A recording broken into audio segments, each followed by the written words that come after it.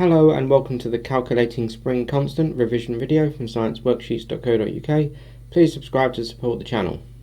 The spring constant is a measure of the stiffness of a spring, and spring constant K has units of newtons per meter, and it represents the amount of force needed to change the length of a spring.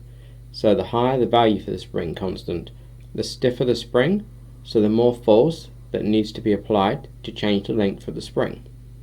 To calculate the spring constant, we can use this formula: force equals spring constant times the extension.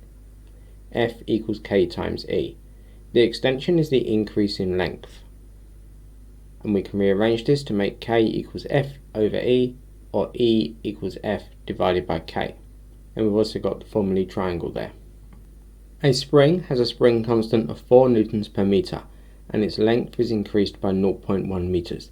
Calculate the force applied. So force is equal to spring constant times extension, F equals K times E. So the force will be equal to 4 newtons per meter times 0.1 as the extension is equal to 0.4 newtons. A force of 50 newtons is applied to an object to increase its length by 0.25 meters. Calculate the spring constant.